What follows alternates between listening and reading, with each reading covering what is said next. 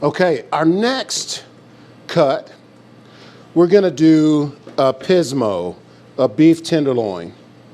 The beef tenderloin is, again, near the back, that back side of the animal.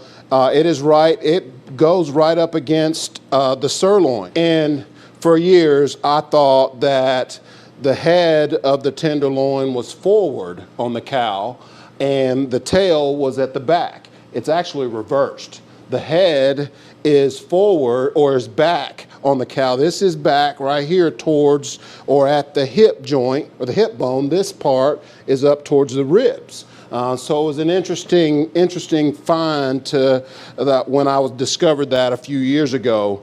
But this is a beautiful, the most tender part, the most unused muscle the animal has.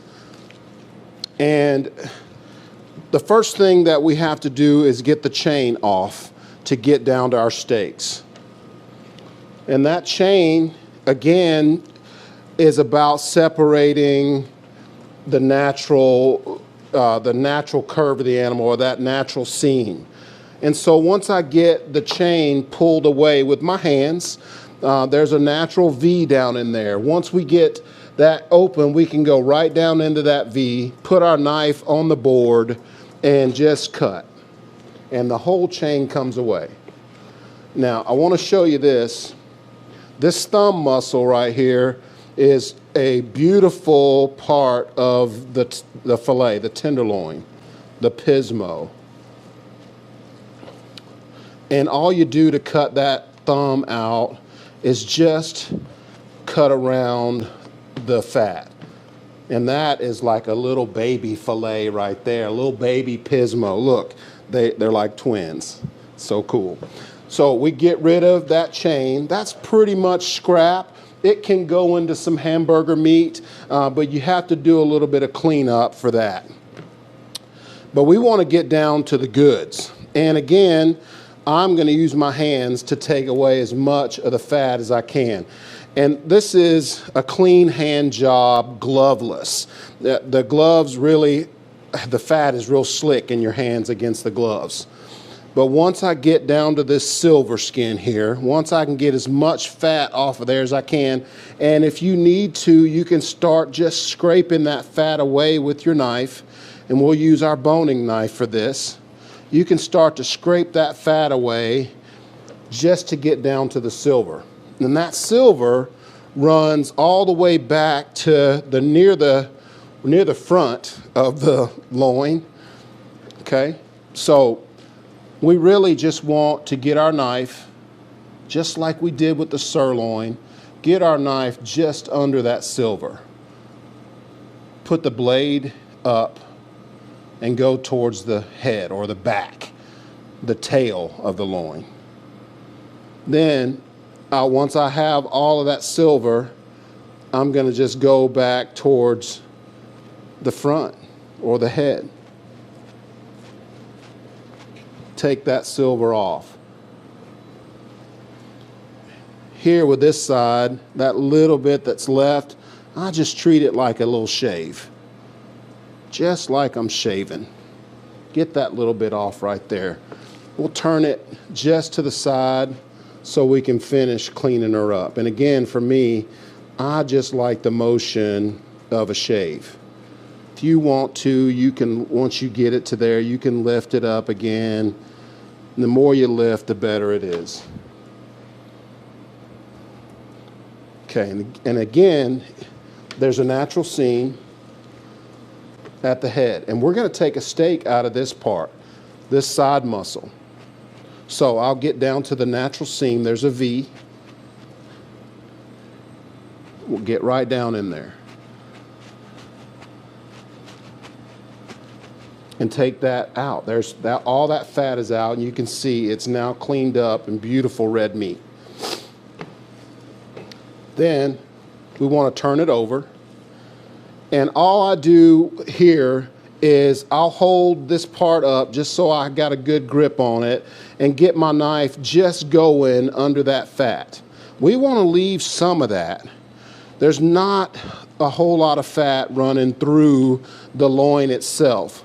So we'll leave a little bit of that for flavor, especially for the char grill. You want some of that fat to hit that flame and bring you back up some beautiful smoke. Meat smoke. That's that love, that's that flavor. Just clean the tops up. You really are just taking down the top of that fat.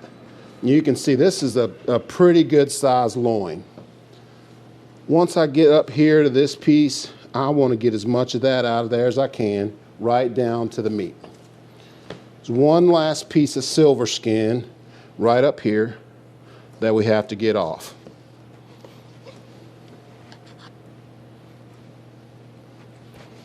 Just like that.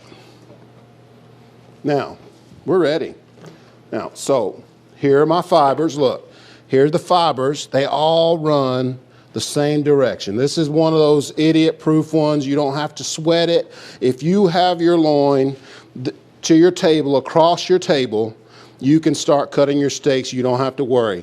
But this is the fibers that we're talking about with the sirloin especially. We want to make sure we have the fibers running in the same direction this way so that we can cut our steaks out across them.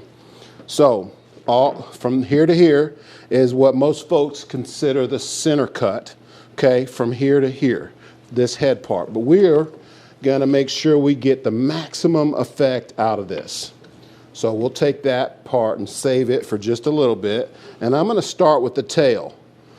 This tail piece is a little bitty steak, but we can't really use it. It just becomes something we smoke. And then we'll start with a 5 ounce. Perfect. Look at that. The further I get into the loin, the bigger my steaks have to get, just because of the circumference of the loin. So now, with the rest of this right here, because it's so big, I'm going to go up to my 8s. If you only had 5s to cut, you want to make sure you pick a smaller loin. But when we're cutting 8s, we want to make sure we get a big loin like that. There's 3 of them that are dead on. 4 of them. Now, once you get back down to the smaller end, we can go back to 5s. And we just narrow that up. 5. And this one wouldn't be considered a center, because this is where that natural seam is, but it's still a fat-free fillet. This last piece right here, listen, I'm gonna get a steak out of that bad boy. I hope I can. Right at 5. You may have to just smush it a little to get your 5. Now, with that side muscle, I'm gonna start way up here as far up front as I can and make myself a natural flat area. And I'm gonna make me a 5 out of it. And pray that I have one more 5 left. If not, that's a petite one that the chef gets to eat himself. But that is how you clean a beef tenderloin. Beautiful. 7 5s, 4 8s. 13 ounces of usable scrap.